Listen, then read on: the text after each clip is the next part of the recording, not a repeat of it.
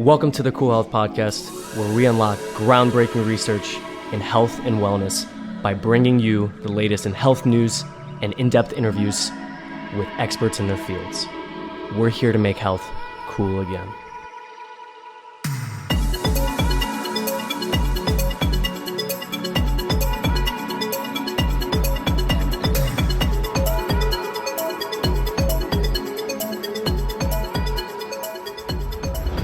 It's time to thank the amazing sponsor of this podcast, Alitura Naturals, my go-to destination for high-quality skincare products made with the finest ingredients.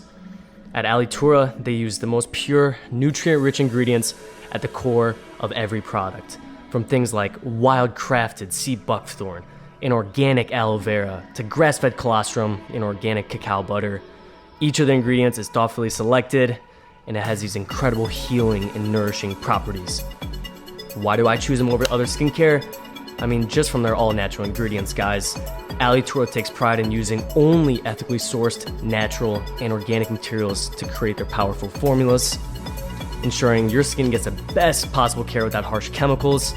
It's scientifically proven and effective. Each ingredient in their products is backed by thorough scientific research to maximize effectiveness in supporting skin health and anti-aging. And finally, it was created by an expert, Andy Nilo, a former model and actor, founded Alitura after a life-changing accident, and this led him to develop his own transformative skincare solutions. So, guys, join the thousands of satisfied customers who have discovered the stunning results of Alitura's exceptional skincare line. Use my code JEK20, all caps JEK20. Get yourself a discount. This stuff is truly amazing, guys. Thank Hostage Tape. We're here to discover the revolutionary way to improve your sleep and overall health. Mouth taping is a natural and effective method for promoting nasal breathing during sleep, which unlocks a world of incredible benefits, including enhanced sleep quality, reduced snoring, improved mental focus, and boosted overall health. Also, it's a safe and comfortable design, especially designed to be hypoallergenic, gentle on the skin, and easy to remove. It allows you to get in deep sleep states, and I'm telling you, when I put on my Oura Ring and check my scores, they're always so much better when I use Hostage Tape. For the discount code, guys, it's going to be John67447 for 10% off. Once again, John67447 for 10% off.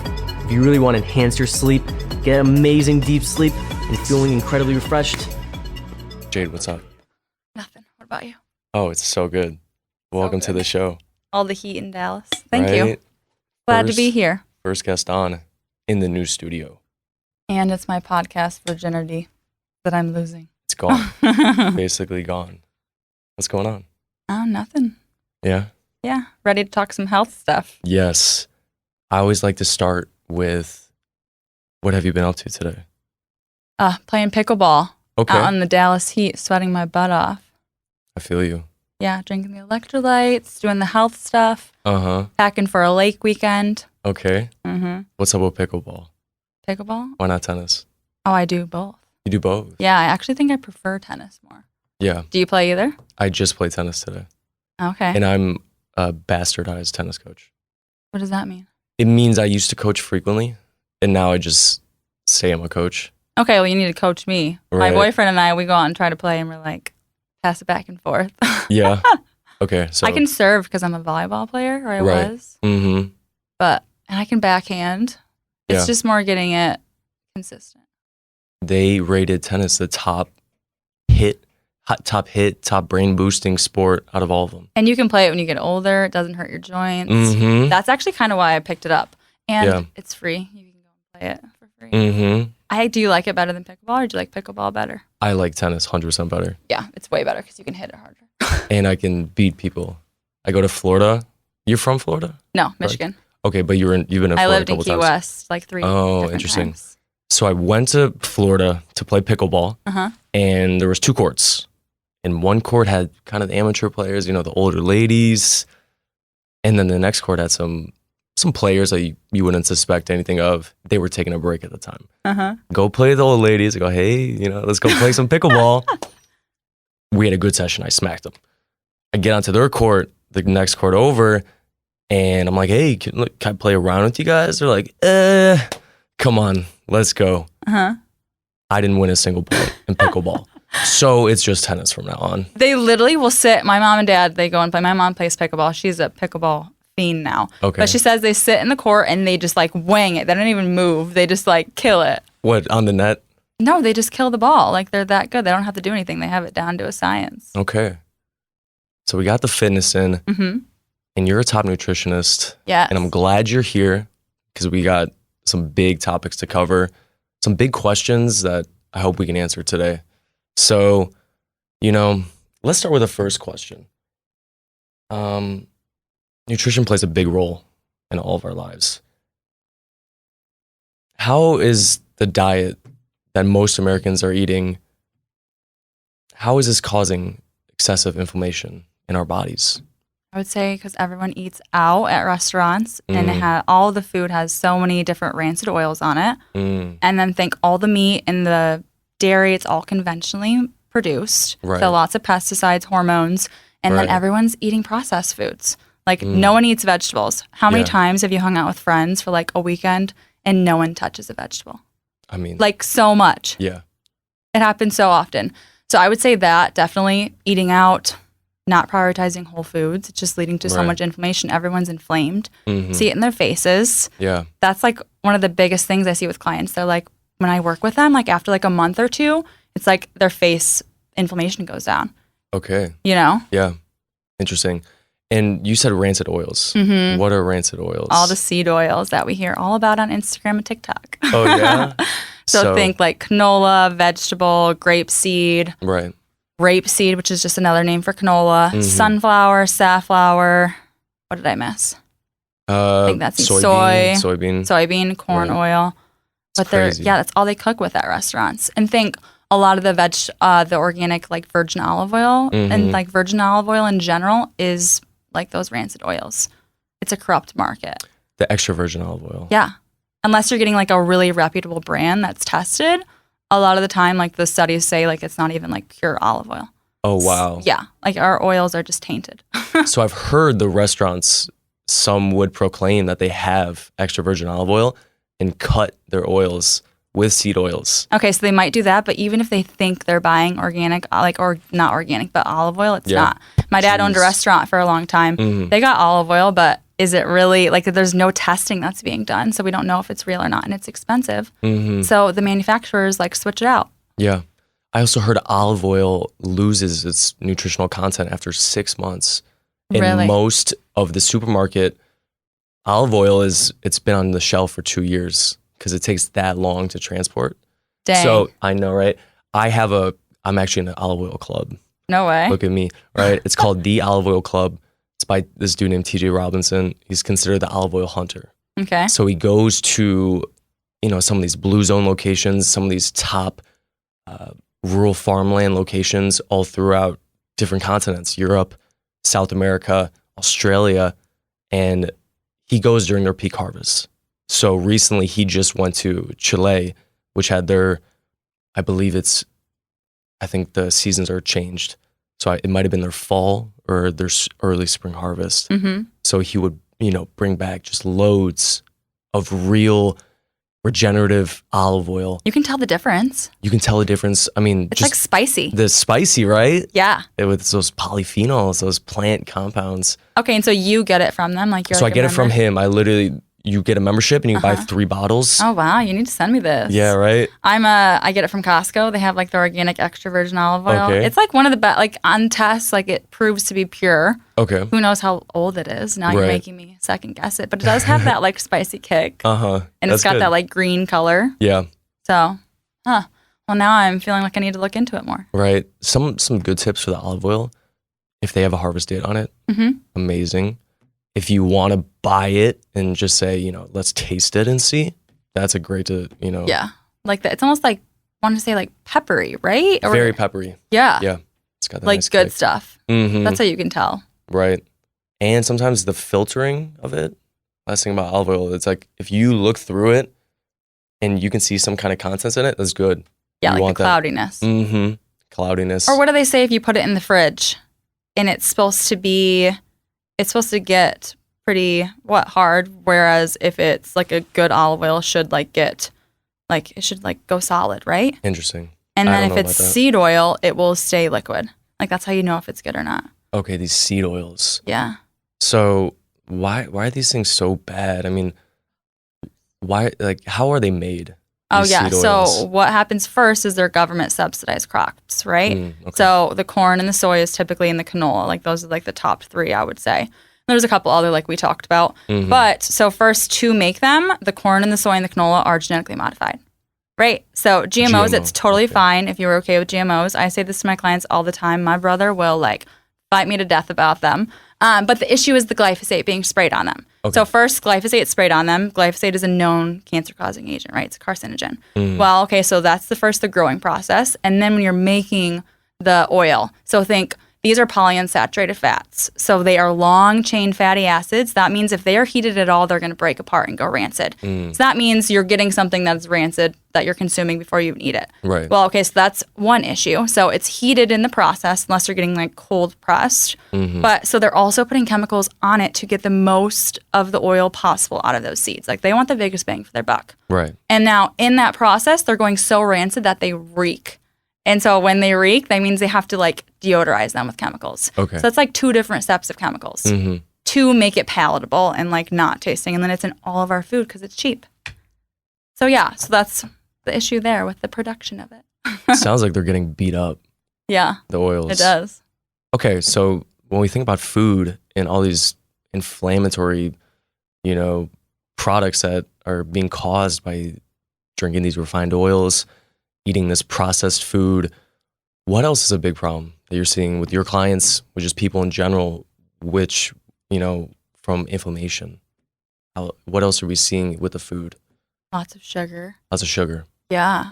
And then also thinking people don't eat, they don't know how to eat. Like the timing of their meals are off. They're eating late at nighttime, like waiting until they get home from work to like shove their faces. Right. Drinking coffee all day with creamers that have crap in them, and then living off of sugar because they're like they have no energy that they need to get through the day that way. That's what I would say diet wise, and then just not eating all like the anti-inflammatory things, so like the things that have polyphenols, antioxidants, like the berries, the vegetables, the good quality meat. Meat. Yes. We're going to get into that. First, we are both meat lovers. Yes, right. We need to get into this whole sugar dilemma. Yeah. Sugar's ubiquitous, and it's in a lot of foods, and there's a lot of misconceptions about it, especially when you're noticing, there's a granola bar, and it says it's healthy, but then you look at it, and it's got all this sugar. What are some, how can we combat this whole sugar thing, and what are the problems with sugar itself? Like, why does it cause inflammation? Yeah. Really? So how to avoid okay, so when you're shopping, how I have my clients do it is I always switch to non-refined sugar. So refined sugars, that's like, okay, you go to the grocery store, you can have anything you want, but you're staying away from a couple things. One of them is refined sugar. So think cane sugar, thinking beet sugar, which is just sugar. You're also thinking, what else? Sucralose, all those different brown sugar, all those things. And you're going to look for things that have maple syrup, honey, dates. Like there's different natural things. So you can still have some sweets every now and then. Like I don't believe in taking it out completely. I mean, do you eat like naturally sweetened things every now and then? 100%. Yeah. And like I have taken out like sugar hardcore, and it didn't benefit me anything. Like I felt great at first, but it was almost too much for me. Like my body needs a little bit of sugar. Like girls specifically, we need some carbs. And if I'm already eating pretty low carb, like my sugar, I need a little bit, like fruit sugar, all that stuff. So I think that's important, is to pick better versions of it. And then the issue with sugar in general is it does cause inflammation. It feeds the cancer cells. It does all the things that we don't want it to. And then it also feeds the bugs in our gut. So like when people have candida or they have bacterial overgrowth, what's happening is that sugar is feeding those bad bugs. So think we grew up taking all kinds of antibiotics. We drank alcohol because we were 18 or 21, and drank alcohol, and we ruined our gut microbiome. And when we deplete our gut microbiome of all the good bugs, if we're feeding it a bunch of sugar, it's going to build all the bad bugs up because it's feeding them versus the good vegetables that will feed the good bugs. So definitely, I see it affect people's guts with all my clients. Like I'm seeing low energy, fatigue issues, hormone issues is another thing that I experience specifically, like PCOS clients. or clients that just have more testosterone, like their estrogen is being turned into testosterone with females, the opposite for guys, right? So there's low T epidemic right now, and it's because the testosterone is being turned into estrogen. Why is that happening? Our sugar diets. That's one of the things, right? Of course. We got seed oils, we got sugar. How about things like gluten and dairy? Let's start with the former. I'm just thinking about like if I were to say any of this on TikTok. Do you ever go on TikTok? Occasionally. They like go after you. For gluten? Like for saying things like seed oils. Like I did a post on seed oils and I like got like multiple people that were just so mean. I look at their profiles and I'm like, okay, yeah, like I'm gonna take health advice from you. Okay, so gluten, dairy. So it's different for everyone, right? Gluten is one of the first things I take out for a lot of clients. I know it's bad, like you shouldn't say bad foods, good foods. I do think gluten is not beneficial to anyone just because it does wreck the gut. If I have clients that have brain issues, so like brain fog, that's a huge one. That was a big one for me. Definitely an issue with gluten, like leaky gut, leaky brain, right? That was huge for me. That's actually why I eat the way I eat, is because of brain health. Like as soon as I switched my diet, like I learned what being mentally clear was. Like I feel like I went like 20 years of having like ADD. Like you know what I mean? Like going to a party, I would talk to one person and I couldn't even like stay on track, and I would be listening to everybody else's conversations because I was just so like foggy headed. Okay, so that's gluten. I think it causes issues with the gut. I think it's inflammatory. If anybody has any gut issues, that's like the first thing I'm thinking about, right? Being strict with that, not just like, oh, I'm gluten-free, but having it every now and then. Like you have to be strict with it. It takes like 3 weeks to get it out of your system. Dairy is a different thing. It's actually kind of confusing in the research, right? Because lots of good things about raw milk, right? Like I really think that it is awesome if it works for you. I also think like good quality butter, grass-fed, I think that's awesome. But then for some people, when their guts just aren't at that spot that they can handle it, it's just not beneficial for them. It's too much. Like for me personally, like I told you before, like I had an eczema issue with dairy. So like now I'm like still healing my gut back up after it and just avoiding it for now. But I do think it's beneficial. It's got ALA, like great for your metabolism. Just raw milk has so many nutrients in general. So definitely, I say do your research on the raw, right? Like, because it's not FDA do it on approved. The raw, right. You do? Do you drink raw milk? I do drink raw milk. My mom used to buy it when I was younger. Thought she was crazy. You thought she was crazy? Oh my gosh, yeah. I was not into the health. Like me and my siblings were like, oh my gosh, so embarrassed if our friends wanted milk because our milk was in like a glass jar with cream on the top of it. Oh, they're like nasty. Nasty. That's funny. And also, I was going to note, there's great nutrients, but they're also bioavailable. Yes. So, because a lot of the time in the process of making like the milk or like processing it, what do you call it? Like they heat it to a certain point, pasteurization, yeah. They are killing all the nutrients and like the things that help us break like the lactose and stuff down. So if you're going to drink milk, I would be drinking like at least like 100% grass-fed, pasture-raised, organic, but I would even go a step further and do raw if you can. Right. Or like you can get raw cheese at the store. So like when I'm like, my boyfriend loves mac and cheese. I make him like a healthy organic mac and cheese and I get him like the raw, if it's aged past like 3 months or 6 months, you can get raw cheese at the store. So like Organic Valley is like my go-to. Do you ever get Organic Valley stuff? What's Organic Valley? So it's a dairy brand, but so like they had a big thing. So like organic is becoming a loose term, right? Like a lot of the things at the store, like you're kind of like, okay, they just have less restrictions, I would say, and like they're bigger farms buying into it. And so a lot of the organic dairy is kind of turning into like conventional farms that are turning organic or whatever. So they're dropping all their small farms that they're working with. So what Organic Valley did is they picked up all those small farms and like made contracts with them. So that's why I like Organic Valley, and because a lot of their stuff is 100% pasture raised and grass fed. Mm-hmm. Okay, that's good. It seems like we just, a key theme that we're talking about is just getting back to traditional foods. Yeah.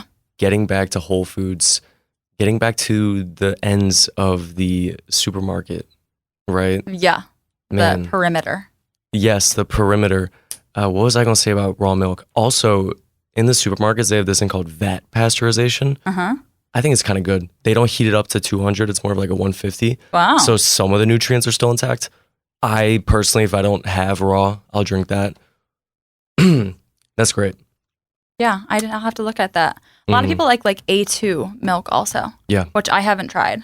A2 milk helps substantially. Yeah. They say something with the A1 protein folding, it goes into your gut and it basically cannot hang out with your good gut microbiome, and it can't connect, and endotoxemia and LPS and all the LPSs. Right. That goes to the leaky brain. To the leaky brain. I really want to get into this leaky brain. But first, we have a good grasp of inflammation. The reason so many people are inflamed is because of all of these factors. Lifestyle, what they're doing, what they're eating, what else? What we're putting on our body, the toxins in the environment, our water. Like, there's so many things. So many things. Our gut. We covered the food good. Let's go into the gut next. Why is the gut so important? Because it's where we digest and absorb all our nutrients, right? That is so important. Okay. And why, when people eat food, there's a lot of new food sensitivities coming out. A lot of people are being affected by foods that they used to be able to eat. What do you think is causing all that? The leaky gut. So what's happening is we're having issues like eating things like gluten or food that is covered in pesticides that is going in our gut, killing it off, and causing the lining of our gut to become a little bit leaky. So our gut lining is already thin in our small intestines because that's where our nutrients are supposed to be absorbed into our bloodstream. So when we're eating food that's not being broken down, it's got just pesticides, it's inflammatory, it's going to cause that lining of the gut to be a little bit opened up, right? And bigger food particles and different bacteria, LPSs, are going to get into the bloodstream. And that is going to cause the immune system to kind of attack on them. And the more you eat certain foods, the more they start to attack those certain foods, right? So it's going to cause like that immune response and those allergies. So like I used to run food sensitivity testing more so. MRT 170 is like a blood test. I do think it's great, but and you'll see like with some clients, it'll be like random foods that they eat all the time. Yeah. You're like, oh, it's just chard, or like, oh, it's just grapefruit. And they're like, I eat grapefruit all the time. So what's cool about the MRT 170, and like that's how I learned to like heal the gut, right? Is to do the gut testing, eradicate the pathogens, heal digestion, because that's where everything starts, and take out the inflammatory foods. So a lot of the time with the food sensitivity testing that we're getting done, they test for certain things, whereas MRT is cool because it tests for like mediator reactions. So it tests for like the immune cells that are the messengers telling the immune cells to attack. So it's getting a more variety of the immune cells, which is pretty cool. Okay, I don't know where I was going with that. We were talking about leaky gut, right? Yeah, I like it. We're building a plan. We're covering why people are so inflamed. We're covering why you're getting gut issues from all of these foods. Of all the pesticides, eating inflammatory foods, processed foods, that's all ruining our gut, right? And you know what's funny? Speaking of gut, let's talk about kind of the things you're putting in your mouth. Things like gum and mouthwash. Oh my gosh. Right? Yeah. I mean, what's up with those? I stopped gum and mouthwash a long time ago. I even had my boyfriend stop them. And then you saw that on Max Lugavere when he was like, oh my gosh, stop mouthwash. It's like killing your testosterone. So think our gut. He stole your shine. Not really, because I didn't really do it in the first place.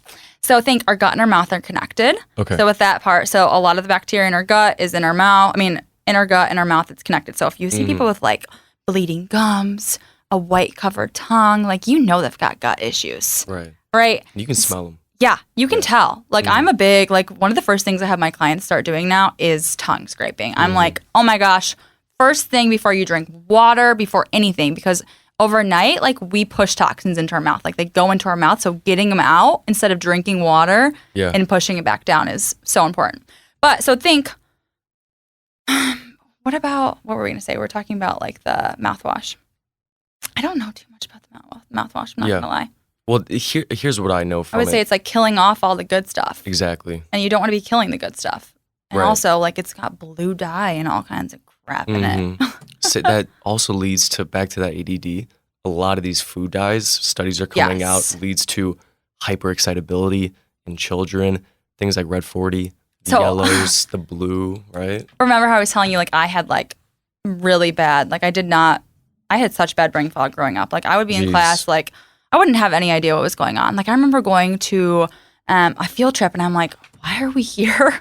Like with the governor, I'm like, who is this person? Like I didn't know what was going on at all times. Yeah. And on my food sensitivity test, like one of the first things, like my first food sensitivity test was red 40. I love licorice. I could down a pack of licorice all day long growing up.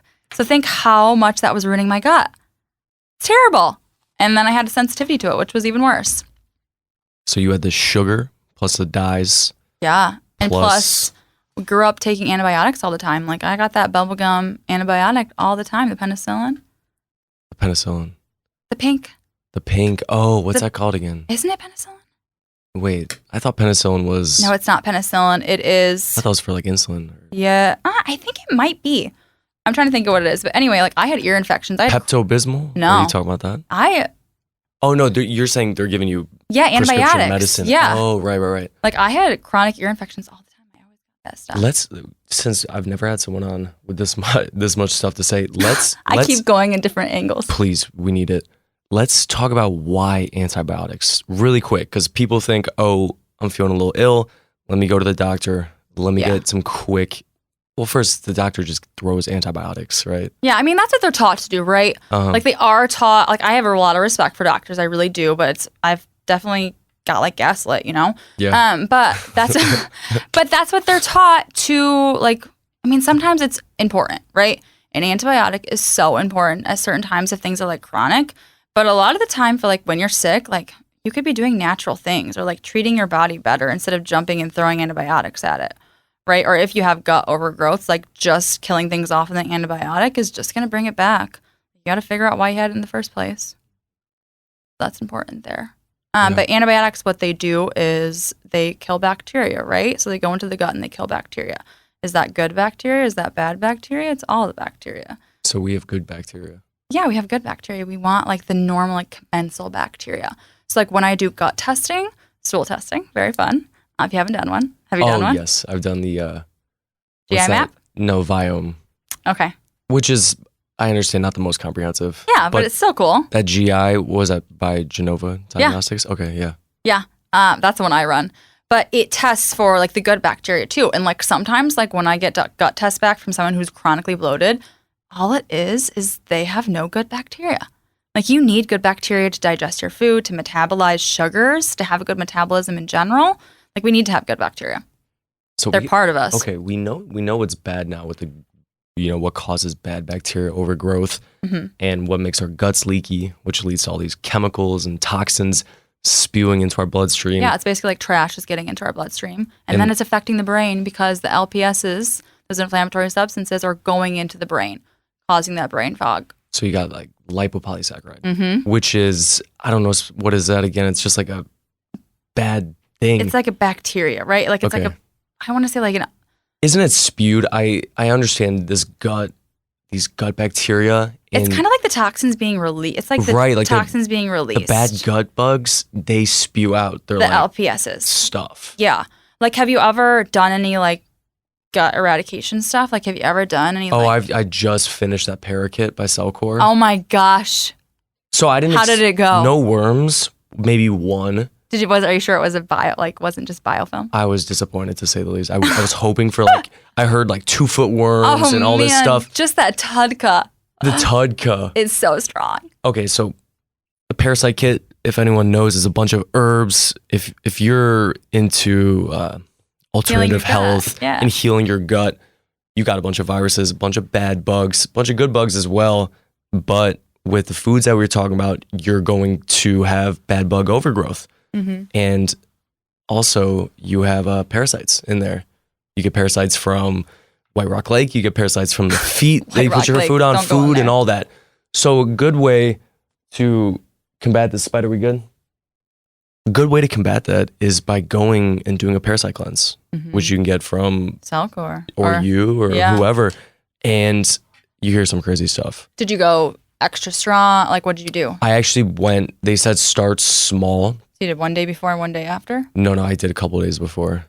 Yeah. That's what I think that I was just because I have never done one, the parasite kit, like for the full moon, right? Mm-hmm. I haven't done that specifically. I've never had parasites, but I mean, we all have parasites, but I haven't had an issue with it. Yeah. I don't want to knock on wood. Knock on wood. But I've used lots of Cellcore stuff. They're just so strong. So I'm always curious. Like, I would love to do a parakit, full moon parakit, but I am someone. So I was just telling my friends at lunch this, like, every client is so different, but there are similarities in some clients. And like for me, I push things on my skin. Like I've always been someone like if I'm going to like eradicate stuff, like, oh man, like if my drainage pathways aren't open, I'm going to get so much acne. And that's what I've always dealt with. But like, so I'm worried about the parasite kits. Okay. Because people have like chronic acne from it come up. I'm glad you explained that.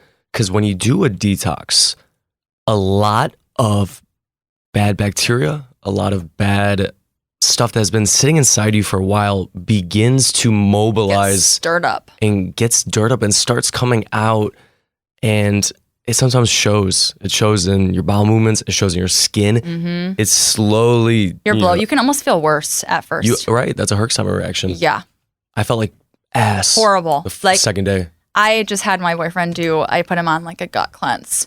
I love how after Mexico. You're like, here, do this. Like, yes. And of course, he's probably like, Jade, really? Yeah. But like the first 2 days or 3 days, he was like, I have a headache. And like other people don't put 2 and 2 together. I even have clients like, oh yeah, I had a headache last week. I'm like, it was die-off. Like some people just have that. He's very lucky. Like his body gets everything out. Like he just had a headache. But for me, like when I've done gut stuff, like, out of my skin instantly. We got the cleansing.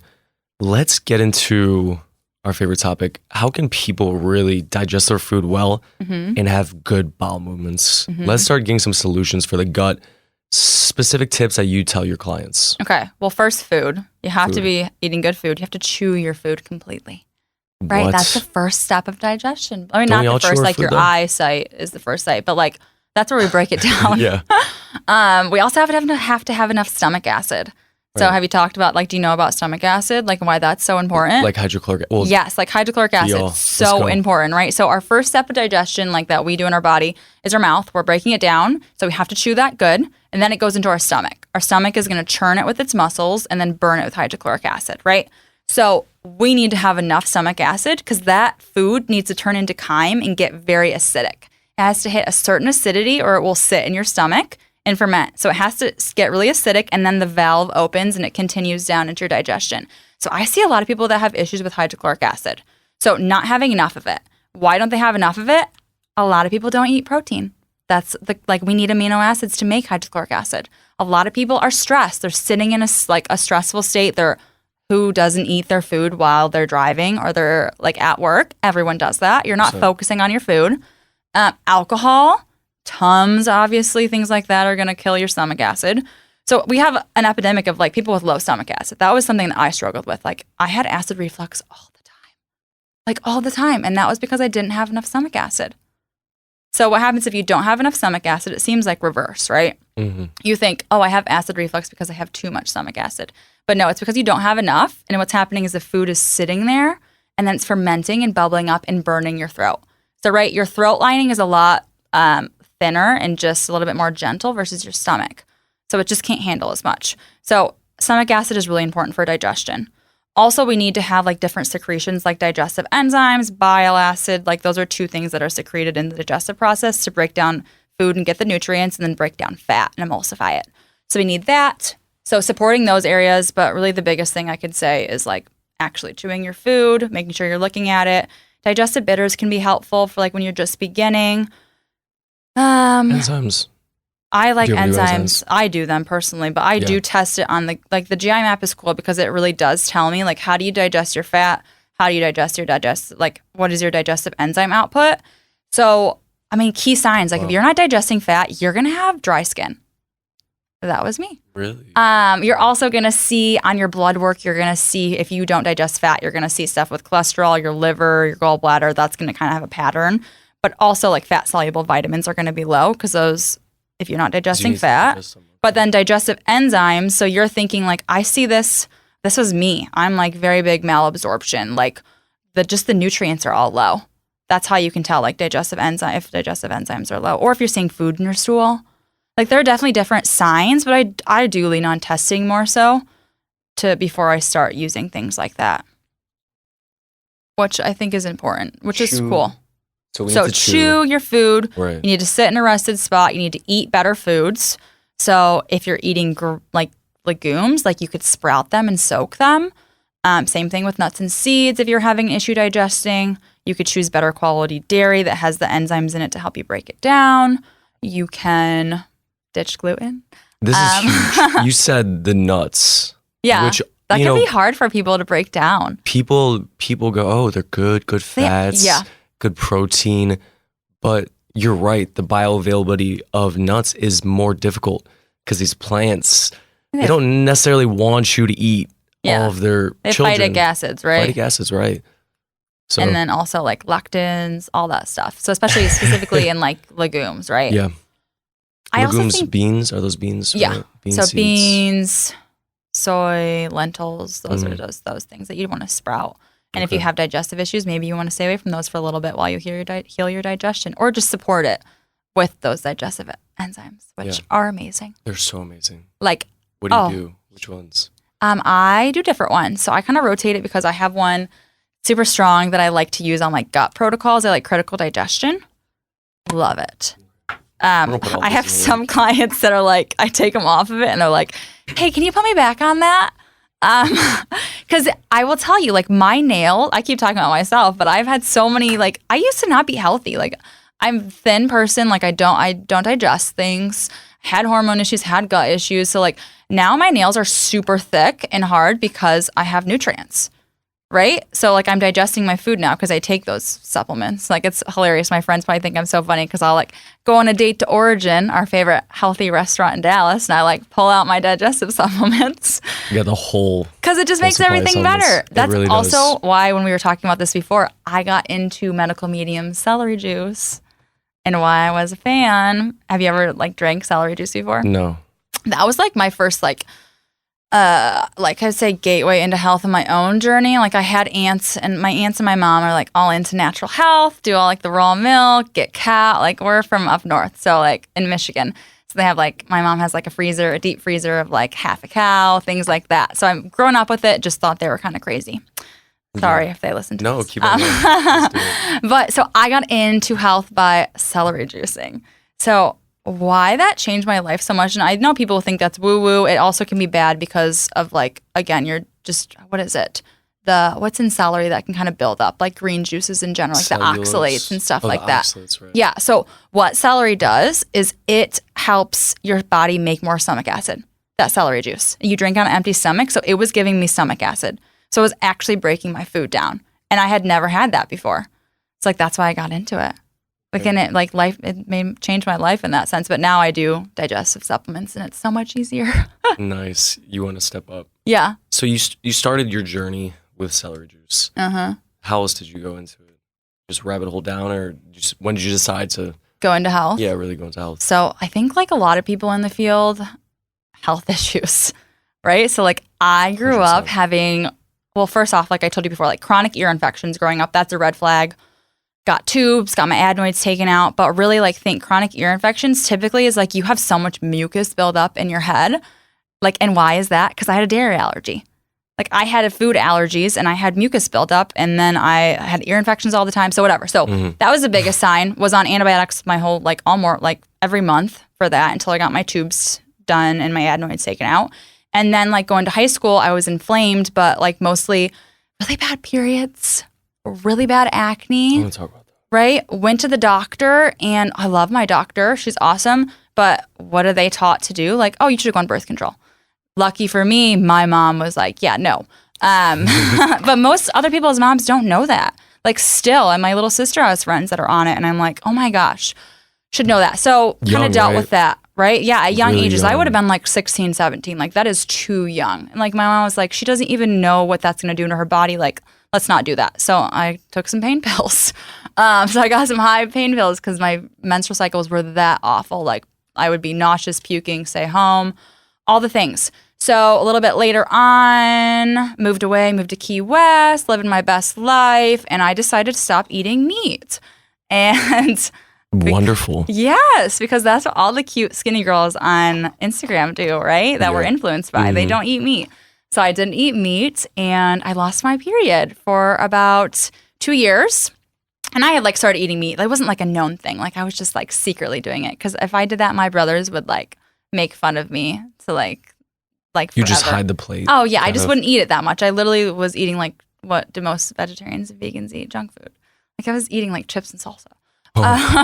Vegan, but anyway, bro. so like so I from there, luckily my family is really into functional health. So I went to a functional practitioner when I was in Denver when I lived there, and what did she do? She put me on like an anti-inflammatory diet and like ordered some tests and tested my hormones and like sent me on my way. Like no follow-up. Like I had like a follow-up 2 months later. No like teaching me what to do. Like just, okay, eat 5 foods and go away. Like at that time in my life, I was 19 and there weren't like gluten-free substitutes. Like I was just like, I had no idea what to eat. So that was like a red flag for me. Like no one's going to help me. You're not going to check in on me. So, okay, I did the diet for like a month and was like, okay, yeah, not doing this anymore. And then a year later, I saw our functional naturopathic doctor at home in Michigan, and he did lots of testing and put me on a boatload of supplements without like an explanation, like, like kind of like, okay, here, take all these supplements, good luck kind of thing. Like you can see me when you come back because I didn't live there. And I got my period back and all my hormones were crazy. But like through those 2 experiences, I just saw like such a gap. Right? Like I need someone that wants to check in on me, that wants to know how I'm doing, that's going to run all the tests because you know what? Yeah, he put me on all these supplements that got my period back, but I am like, I would say probably if I was tested, they would say I would have PCOS. Like I'm very androgenic. Like all the supplements he put me on like made my hormones go crazy. Like I had cystic acne all over my face, my neck, my back. Because they gave me DHEA, and if you would have done my lab work correctly, you would see that I'm very androgenic, and I'm going to push it down the wrong pathway.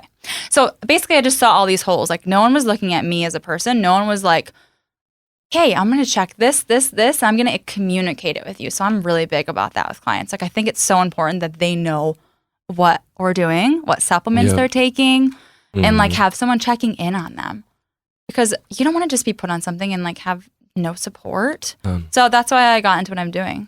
Question, what supplements did he put you on before? So actually one of them, he put me on DHEA, which is a hormone, right? So DHEA is a precursor to make like testosterone and different things like that. It's like an anabolic hormone, so it's building you up.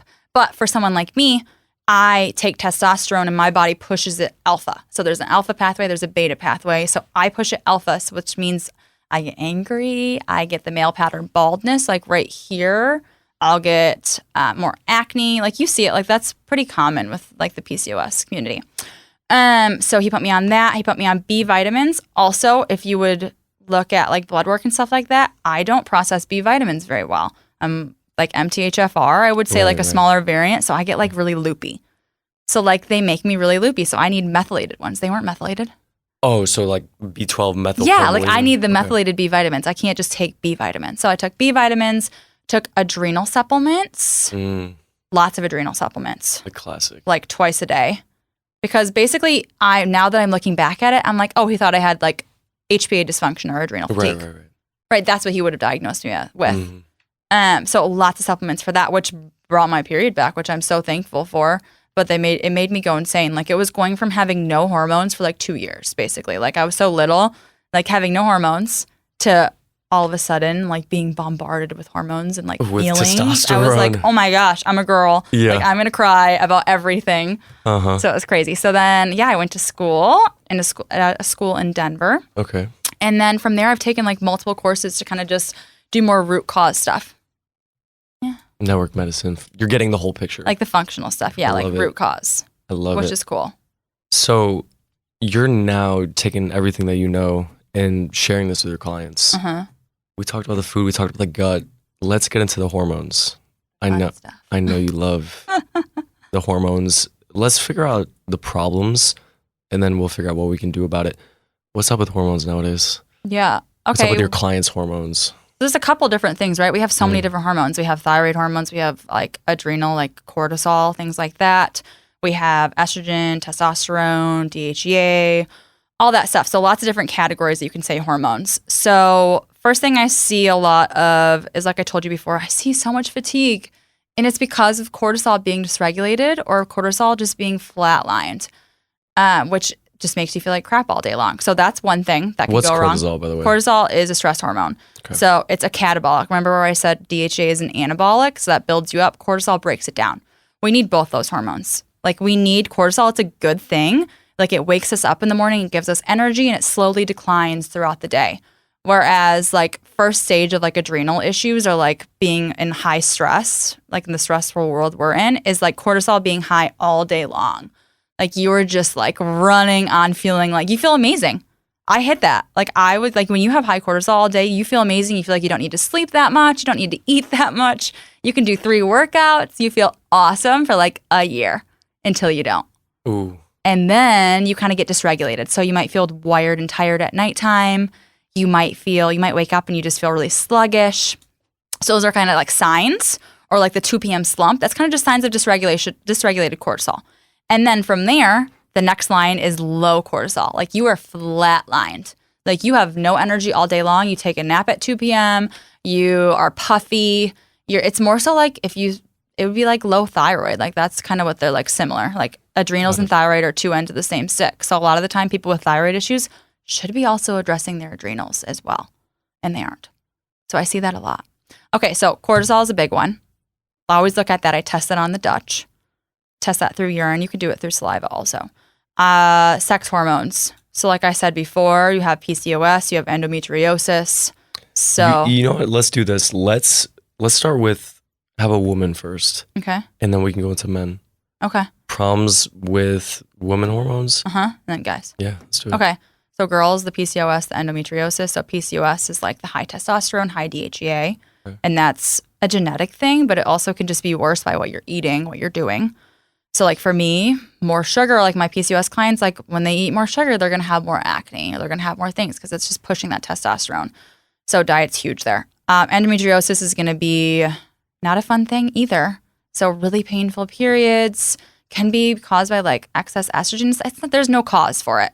But I have seen clients just completely like get rid of their symptoms, which is crazy. Like going from having like a pain in their pelvic area like all month long to having it like none, which is crazy. Just by changing their diet and like addressing inflammation. It's huge, but some people not so much.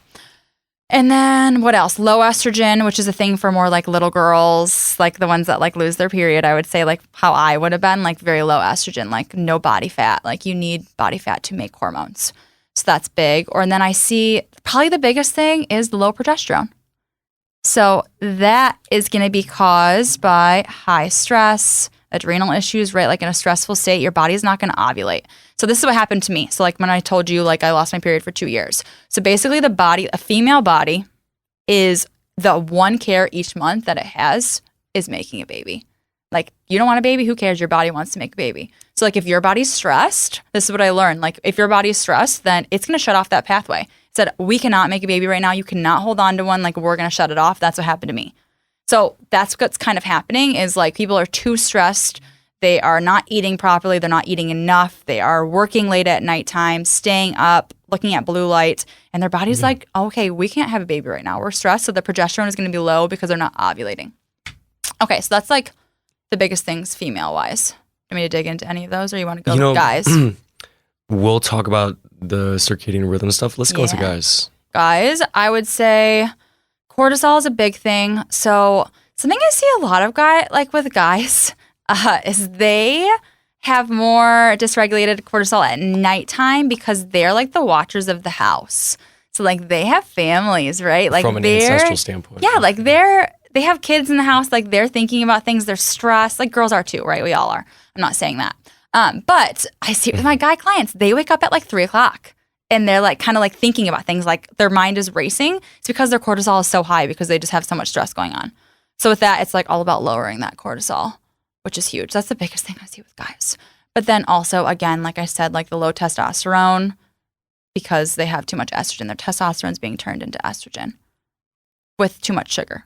Too much sugar. Yeah, it's like aromatase. That's what's happening. It's the aromatase enzyme. So like you're eating sugar, it turns on that aromatase enzyme, and it takes testosterone and turns it into estrogen. So they get man boobs, stomach. Sugar's giving you man boobs, guys. Yes, big time. Talk.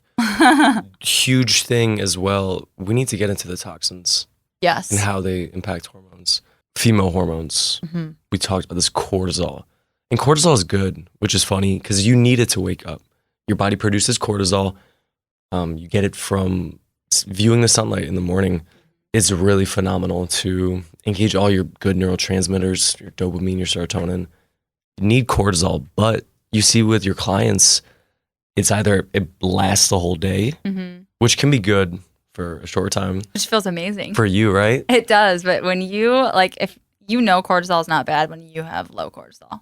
Mm-hmm. Like, oh my gosh, I've experienced that. Like, oh, it's debilitating. Because you hear, oh, you need to lower your cortisol, lower it. Some people, you're like, oh, no cortisol is the best, right? Oh, it's horrible. It's horrible. You feel awful. Like, literally awful. Like, I was taking naps at like 2 in the afternoon, and it was horrible. Which is common. Like, people think a 2 p.m. nap. But it was like, I would wake up feeling like my body has weights on it. Like, my whole body felt like it has weights on it. Like, I had a headache in the morning. My face was puffy, which also can be a sign of like thyroid, adrenal stuff. I felt tired all day long. And then at nighttime, it'd kind of be like, oh, I'm a little bit wired. Like, it was horrible. And what are you seeing with your male clients? You said too much cortisol. I would say more cortisol. And then like the issues at nighttime. And some of them, I will say, like, come to me like running on coffee all day long. So then that's like, okay, you've got definitely like cortisol issues, like low cortisol if you need coffee all day.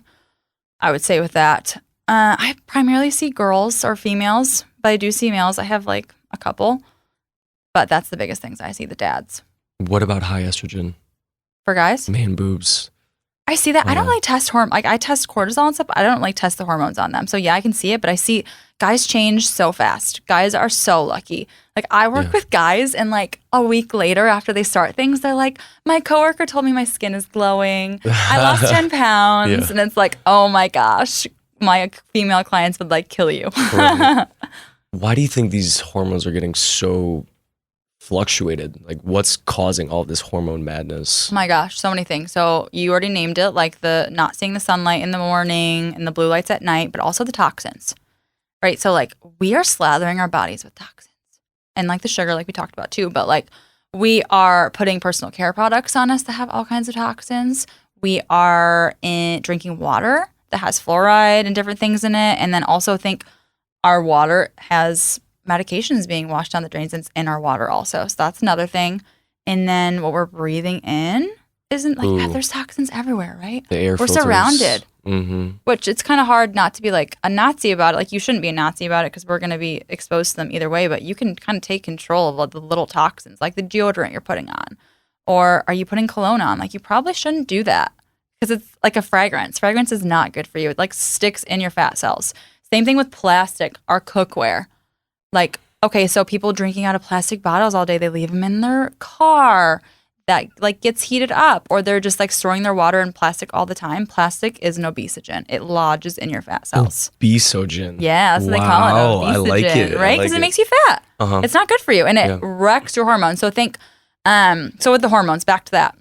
So toxins and hormones, they are going to be like, they're called endocrine disruptors, but they're going to be, what is that word that I'm trying to think of? They mimic estrogen. They're xenoestrogens. Oh, xenoestrogens. So what they do is they mimic estrogens in the body. So sometimes, like some females, you'll think that they're estrogen dominant.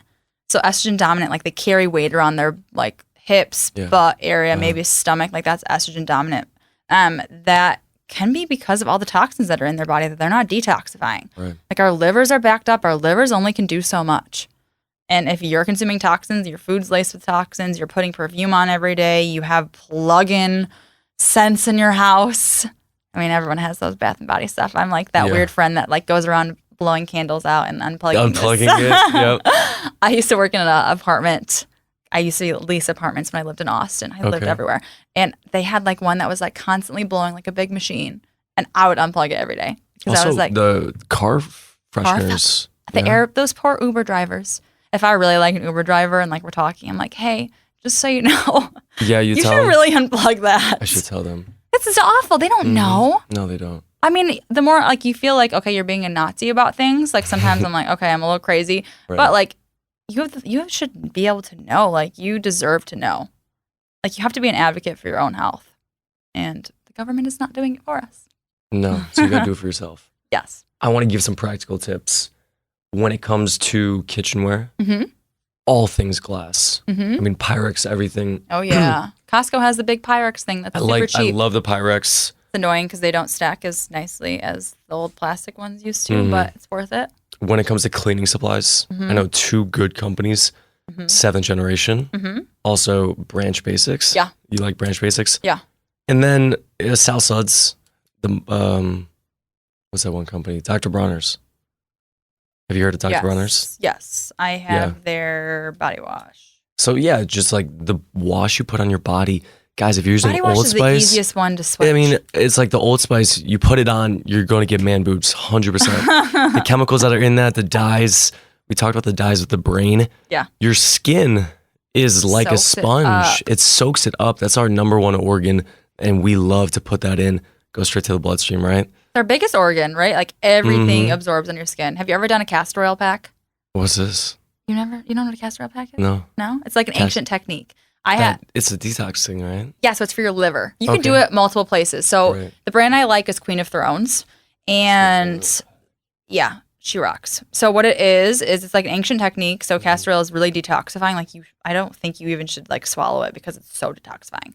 But anyway, so what you do is you have like, you can do it different ways. There's a lot of messy ways homemade you can do, but it's too much. It like stains your clothes. So they have like this like pad thing, and you put the oil on it and you put it over your rib cage. Your right side under your right rib cage is where your liver is. So you put it over top of it, you tie it around, and you walk around for a couple hours. And it basically sinks into your skin and detoxes your liver. The first time I ever did it, it was after I was doing like TUDCA, and I passed liver flukes because I was so open that I think it just like pushed it through. What's a liver fluke? Like they're little bacteria things. Like they look like little tomato skins. Is that good?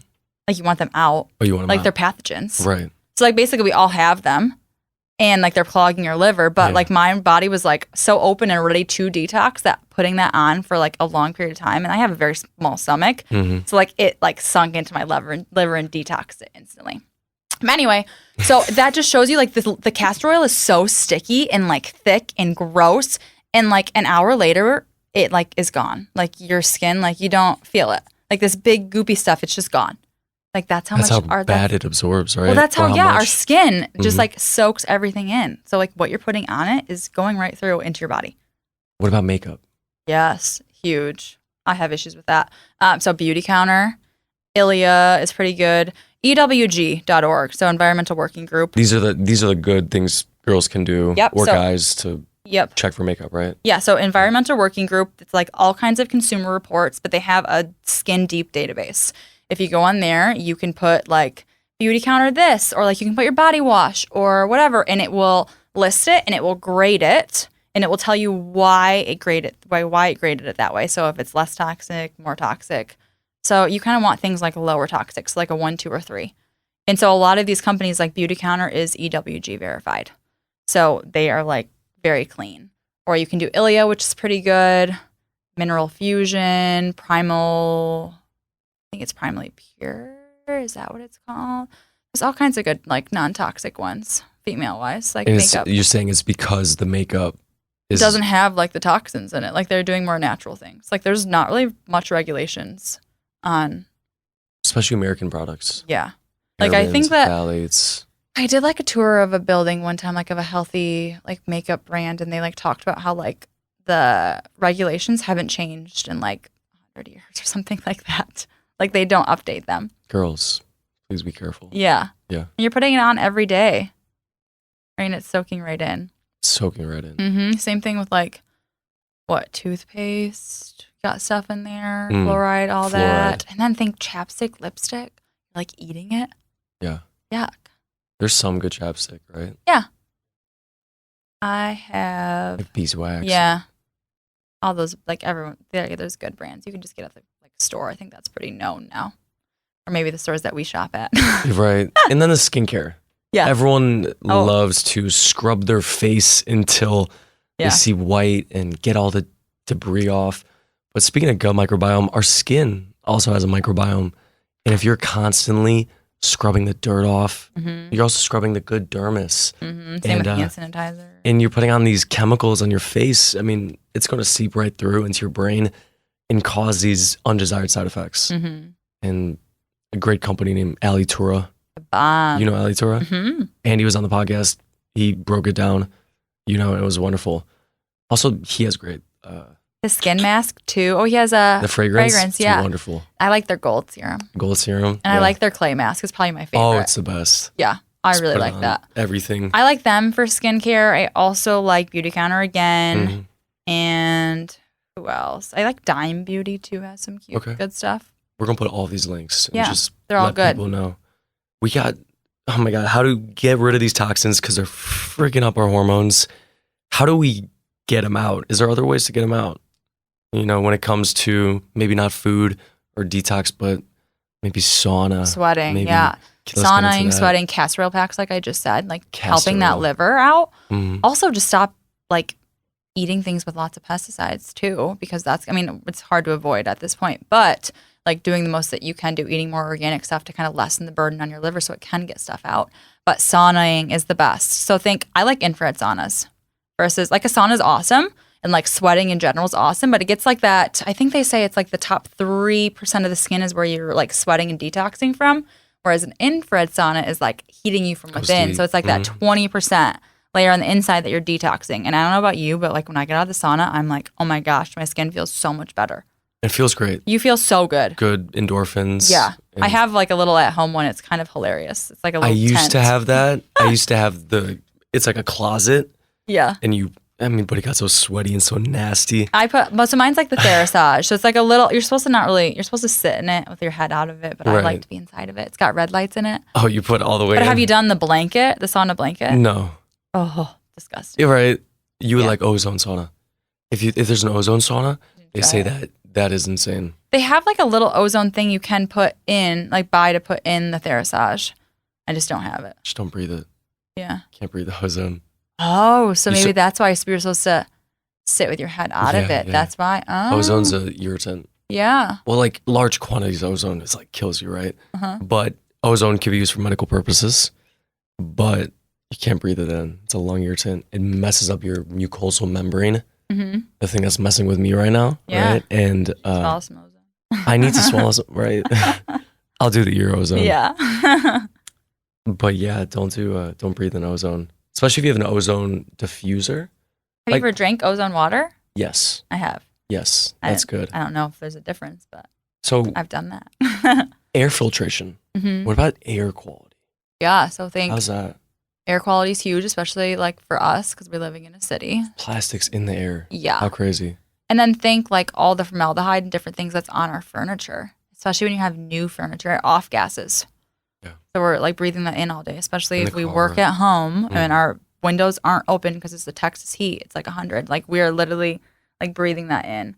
My dad actually has like really bad asthma, and he was just telling me like they finally got an air filter for their air purifier for their bedroom, and like night and day difference. Go on. Yeah, just like we have one in our bedroom too, and like love it. Like you can just tell. Yeah. It's so good. Just cleans everything. Wow. Mm-hmm. I want to get back to that circadian rhythm. Mm-hmm. Maybe not the circadian rhythm, but good sleep habits. Sleep's huge for the hormones, right? Mm-hmm. It balances them. It allows to drain everything in the brain, the lymphatic system. Let's get into that circadian rhythm a bit. Why are these lights so bad at night?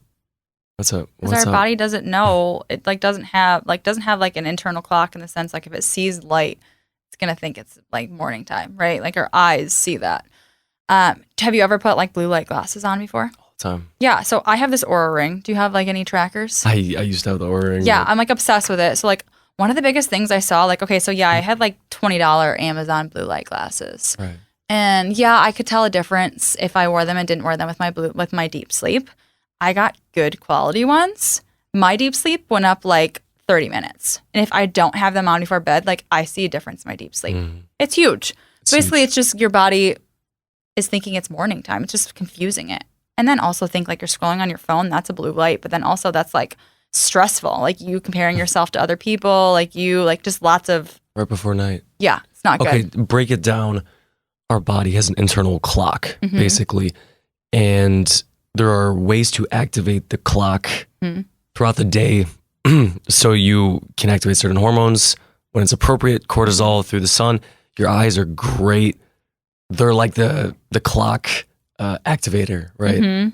And when you're saying you look at these blue lights at night, messes it all up. You have melatonin that is, created throughout your body for nighttime. It gets diminished when you look at these blue lights.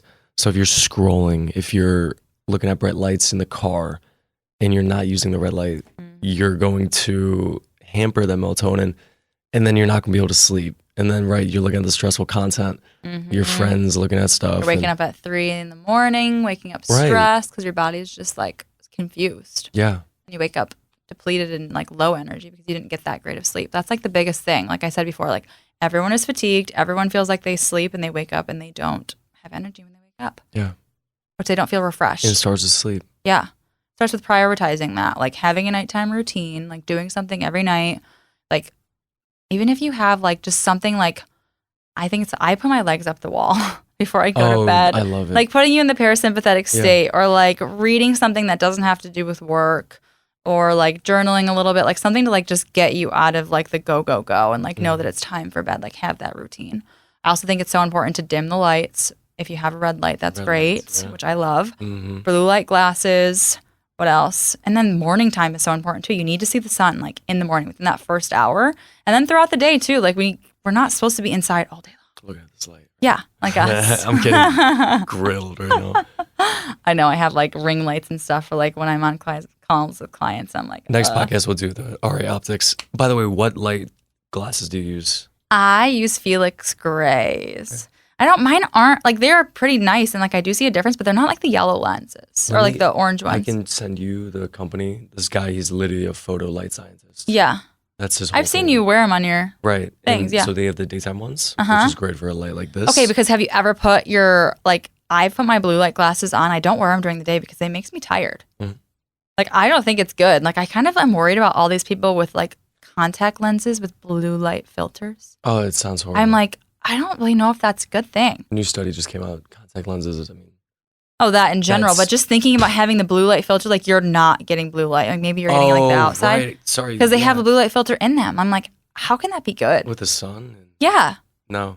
I mean, I'm sure they're not that great of blue light filters that they're like really blocking everything, but I'm like, it's dark. Just knowing how much it impacts me when I put my blue light glasses on all day long, I'm like, ugh. But back to that morning sunlight, you're right. Helps with the hormones, helps with the natural cortisol rise and fall. Because if you're constantly looking at these bright lights, you're not. Body doesn't know what time it is. Doesn't know what time it is. It's supposed to go to bed, or am I supposed to stay up? And also, I was thinking about this. You can't tan properly if you don't get natural sunlight in the morning. I forgot what was being produced. Even when you're outside in general, you're supposed to like have your eyes like seeing the sunlight, or you're going to get burnt. Sunglasses. Why is everyone wearing sunglasses? I don't know. Well, because they have adrenal issues. If you have low cortisol, like you are sensitive to light. So like you need those sunglasses. Like if someone has low cortisol because they're like, oh my gosh, my eyes hurt outside. And they get dependent on them. So some people are just dependent on them, but other people just have low cortisol. Yeah. But yeah, we're just told to, we just kind of get told to do different things and we just all follow suit. And they look cool, I guess. The sunglasses. It's important to still wear them. I think in certain times, like if you're golfing all day, I don't think you shouldn't have them on. Like I think you should put them on. I also think if you're on the lake, that water reflection or the pool reflection is damaging to the eye. Right. So we're not staring at the sun, but we should have some indirect light contact. Oh, yeah. Okay. And some people don't get outside during the day. Like you'd be surprised. Yeah. Like they don't leave the apartment or the house. Like you work all day and like, you need to be outside. Last thing we didn't really go through blood sugar, and I love blood sugar so much because that plays a role in hormonal health. That plays a role in energy. Energy plays a role in everything. Anxiety. Okay, I see it causing like people who have anxiety. Sometimes I'm like, oh, you probably run off coffee in the morning, then you have low blood sugar later on at nighttime. Yeah. So when I first talk with a client, I test blood sugar. So not just glucose. I test HbA1c, glucose, insulin, and I test something called LDH. So, yes, which is an important one because that's more like the reactive hypoglycemia. So it's a sneaky. So we have glucose is going to be a snapshot in time like that morning. It's great for that morning. Like I do fasted testing, right? Of course. So like that morning, what was your body able to get your blood sugar into? Like it should be like in a good range. Then we have HbA1c, which tells me, I'm trying to think off my head, I want to say like under 85. I like it. Yeah. Don't put that in there because I'm not sure. It's all like mapped out for me. Yeah. Okay, so then 130 is diabetic. Don't be if you're 130. I don't even want it over 100 or like over 90. I don't know. Yeah. Have you done the glucose monitor? Oh, the levels. Yeah. Not yet. Pretty cool. I have some cool findings with that. Let's talk about. Yeah, we'll talk about. So next is HbA1c. So HbA1c is going to be your glucose over the past 3 to 4 months. So that gives me so much more information than glucose, right? So HbA1c, if it's high, low, like we know, like this is telling me like what your blood sugar has been like for the most part. So blood sugar is impacted by what you eat, what you do. So think you're eating things, not just necessarily sugar, but even like carbohydrate rich things. It's going to lift your blood sugar up, right? So then I have insulin.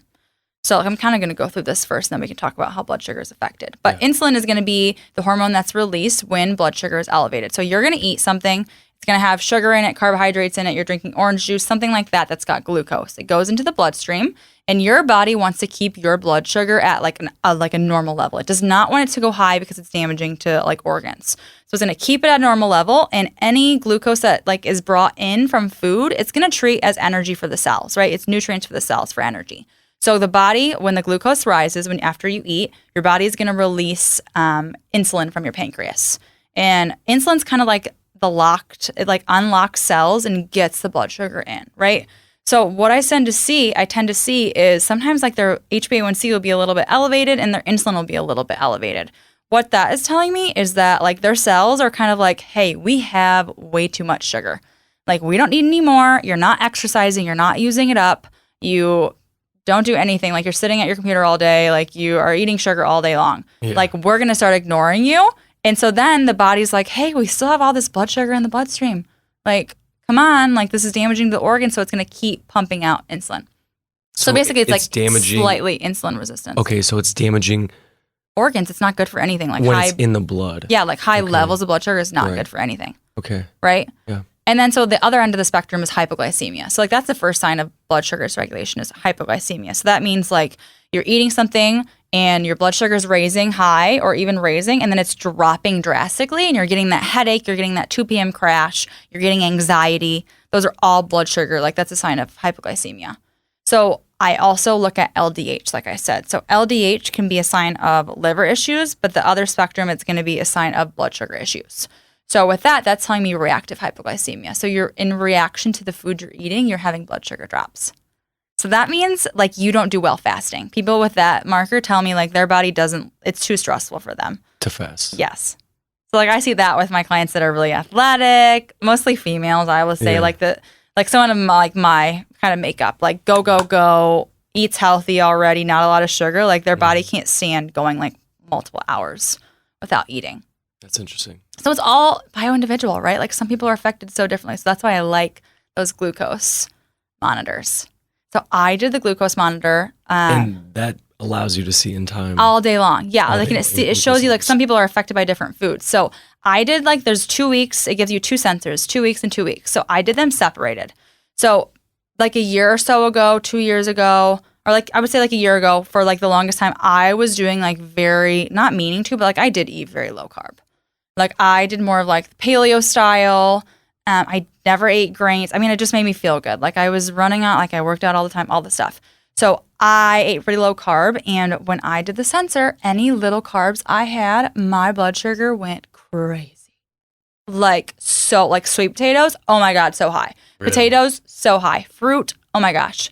Like everything was spiking me like crazy. I'm like, wow, that's kind of like, because my body wasn't used to it. So that was kind of like crazy. So I've changed my diet since then. And I did it like a month ago. And now I eat more carbs. Like I eat carbs with each meal. Like I eat sweet potatoes, lots of fruit. It's just part of my diet now. And my blood sugar, perfect the whole time. 10s, 9s and 10s, like the highest score the whole time. Because my body was adapted to it again. Because my body was like stressed. And like the little bit of sugar it had, it was like, woo, like going crazy. Oh. It's cool. So that's actually really good to note. When people go on a low carb diet or a keto diet, they are depriving themselves of glucose. Yes. And that basically signals to the body, hey, we can start using ketones as energy, which is a good thing. Mm-hmm. You want to have that metabolic flexibility. Mm-hmm. But if you're deprived of it for so long. And you're working out all the time, and you kind of get in, like I was telling you, like that high cortisol state. Like When I was doing that, like I literally thought I was a superhero. I was like, I don't need to sleep barely. Yeah. Like I can go to, like I can wake up so early. I can do 2 workouts. I feel great. Really? And then, it just gets to a point where it doesn't work. So your body forgets how to process glucose. I don't know if it's that or if it's just so stressful. Because it's a little bit harder, I think. You're restricting calories. Yeah. Right?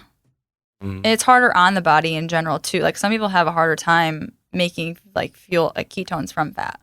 Yeah. You can take something like carnitine. Oh, it's great for the adrenals too. Yeah. Have you ever taken it? I've eaten meat. Yeah. But I've taken it as a supplement and like you notice the brain difference. Really? I'm very body aware. I sound crazy. But like I take it and I was like, when I started taking it, I was like, oh wow, like have more like clarity. Because apparently it was probably too hard for my body converting like the protein, like just the fat in general to ketones. Yeah. So it helps the body use fat as energy. Oh, that's wonderful. Ketones, which is cool. Okay. But I'm all about the natural form of it too. Of course. Not just slamming ketones and MCT oil until your body goes, fuck, fine. Right. But you do use ketones, right? Yes. I have never taken them before. Oh, you would love them. It's just clean brain fuel. Yeah. Anyways, why, you said that you eat sweet potatoes and your blood sugar is fine now. Mm-hmm. What else do you eat with the sweet potatoes to help with that, right? I don't just go around eating big sweet potatoes. So let's explain this. Blood sugar, let's talk about the blood sugar like curves. We didn't actually talk about that. Why is it curving? Okay, kind of so think. You need to be having a balanced meal. This is the first thing I change with every client. Like I think it's so important and it impacts everything. It impacts your weight, impacts your energy, all the stuff. So you need to be having protein, fat, and carbohydrate and vegetable with each meal. That's like kind of how I base the meal because the protein and the fat balance it out, right? So like you can kind of play around with it. So like I do morning smoothies. So a lot of the time when people have smoothies, like they go to like Smoothie King and stuff like that, they are sugar bombs. And most people's breakfasts are sugar bombs when I start working with them. Like, right? Like they are oatmeal. Oatmeal. Bagel. They are toast, bagel. I say bagel. Cheerios. All the stuff. Or a smoothie, like just a fruit smoothie, which fruit is so great. But if you don't balance it out, it's just a blood sugar nightmare. Hold on. Just a fruit smoothie? Yeah. People think that's so amazing for you. I know. It's so terrible. But like, so think like if you do not have the protein and the fat in it to slow it down, slow the absorption down, like you're just getting a blood sugar spike. Okay. And then you get a drop. So like I hear some people are like, oh, but I don't really like eating breakfast because it makes me hungry an hour later. It's because they're having a sugary breakfast and it's causing their blood sugar to go up and then drop and they need instant food. That's why people feel so like... Yeah, that's also with the coffee, the sugar coffee. Like you go get Starbucks, it's got like sugar in it. You get like the sugar, all the junk. So Starbucks is when you put all those milks and sugars in that. Yeah. That does the same thing. Yeah, it's basically just like a sugar water. Yeah. Okay. Yeah. So I always say breakfast is the most important thing. Like even if you're going on vacation, like breakfast needs to be like your thing that is like non-negotiable. Protein, and fat. Like that's like no matter what. Like if I say you go to the restaurant, you can't get vegetables, which you can. Like get eggs, get bacon, get like the protein-rich things, and then you're going to be set for the rest of the day. Because if you get the waffle breakfast or the pancake breakfast, you are putting yourself on a blood sugar roller coaster. So, right, you're eating the waffles or the pancakes. Maybe you have a little bit of bacon, but you're putting syrup on it, strawberries, all the sugar. It's causing your blood sugar to go really high and then drop, and then you need instant food. So then you have like a quick granola bar that you find, which is usually sugar, and then it happens again. And then it's like lunchtime, and then you're having pizza, and like it just keeps going on, and then you feel like crap.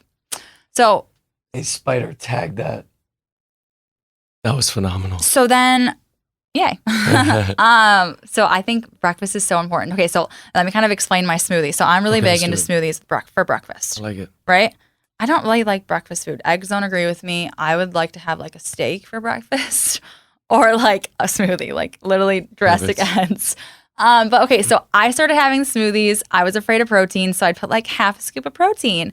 You put like all your fruit, like you're hungry an hour later. Okay, so then I learned like Be Well by Kelly, like her smoothie method, which is protein, fat, fiber in each smoothie.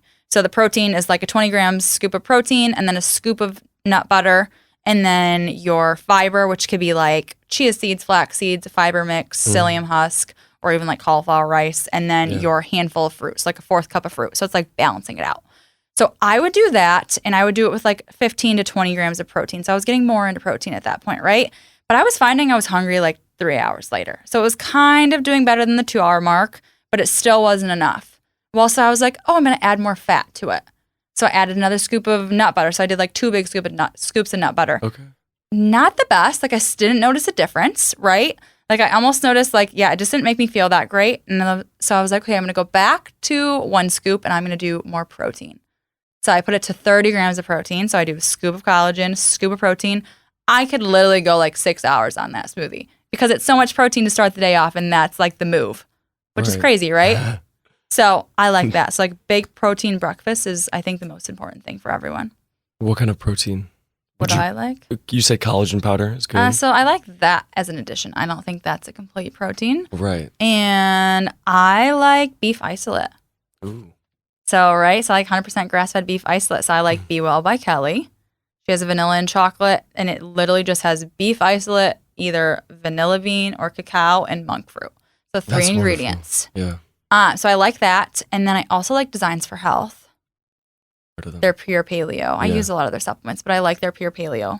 Their beef. Yeah, I'm all about the beef one. I have some plant-based ones, but it's just not the same. Let's talk about that because, you know, Jade, like people go, oh, I got the soy protein and the pea protein, and I feel really good. And you want to scream at them and go, well, it's not a complete protein.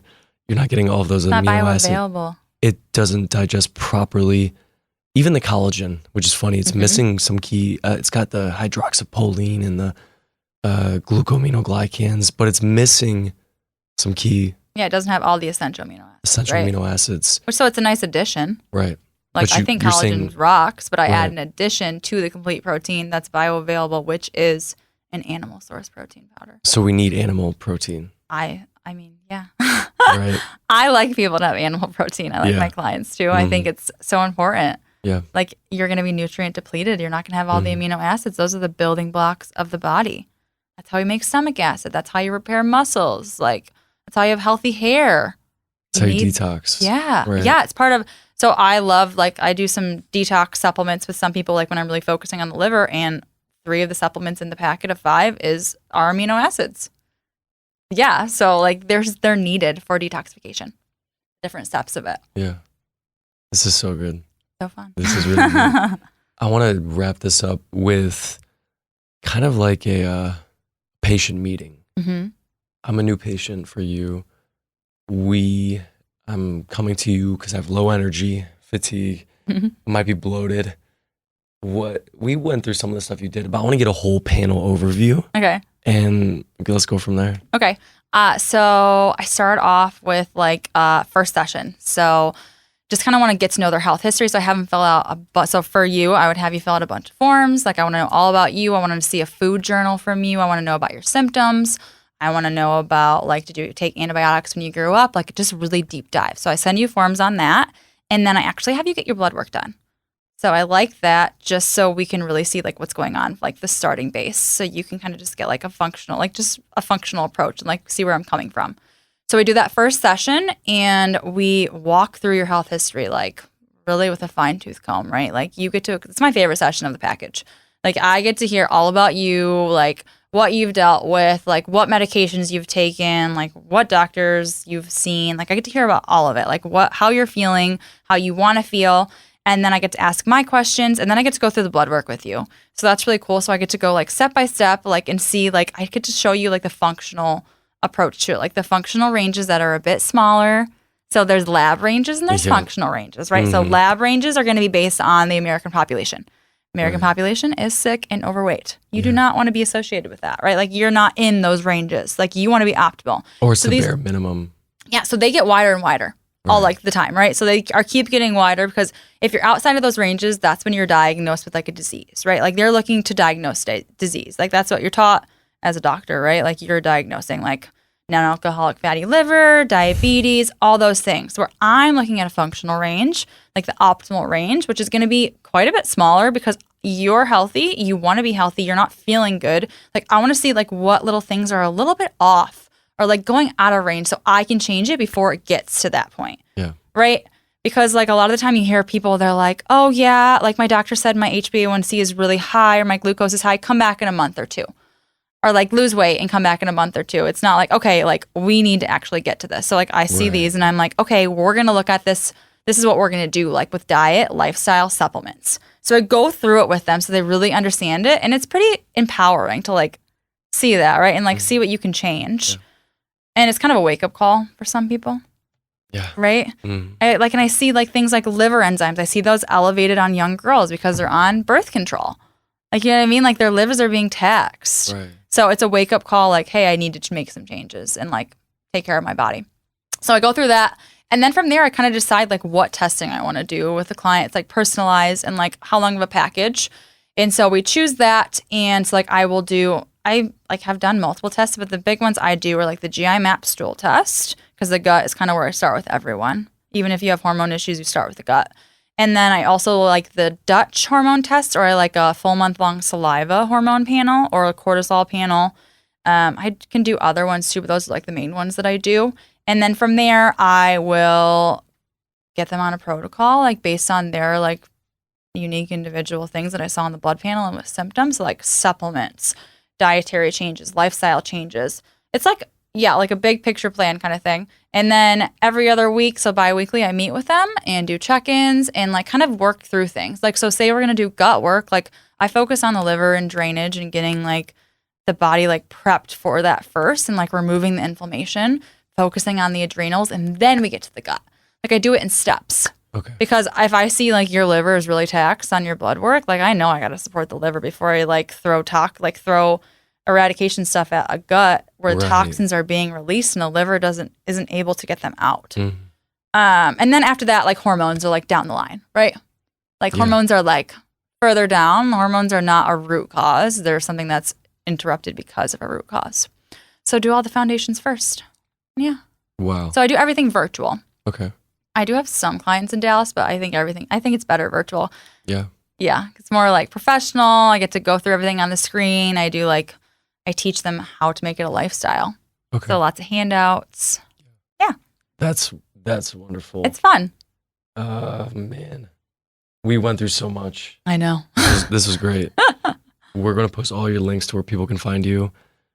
Like, this is so empowering to know because you can have control. Yeah. You started with going to your doctor. They would throw pills at you. You didn't know what was going on. Yeah. And you didn't know where to run to. Mm-hmm. But now there's amazing people like you, amazing functional doctors. Big time. There's so many. Yeah. And it's some empowering. of this stuff costs, but a lot of this stuff is free of charge. The sunlight, it costs money, but in the simple long run, dietary changes, yeah, detoxing, even buying cheap things. I was thinking this laundry detergent, switch to vinegar. I clean it with vinegar. Right? People are like, it's gonna smell. It doesn't. It's like it's Doesn't all gone smell. after like a minute, and you You're kind of right. like it. Like I don't hate it. Yeah. You could add essential oils to it if you wanted to. Ooh, essential oils. Yeah. Fix that. Stop the Wi-Fi. We didn't talk about that for another day. Stop the Wi-Fi. Stop all that. You guys are gonna build what? Like on your things like this, turn like an Oura ring. Like you can Airplane turn. mode, that. Yeah, airplane mode. You can track. You can adapt. Focus on sleep. You can get colloidal silver for your throat. Right? It's all wonderful. Thank you for coming on. Yeah. Anything else you want to say? I think that is it. We covered a lot of things. We're gonna have people contact you, and we'll get to the bottom of whatever you're feeling. So for anyone out there, right? So Thank you for having me on. of course, Jade. Thanks so much.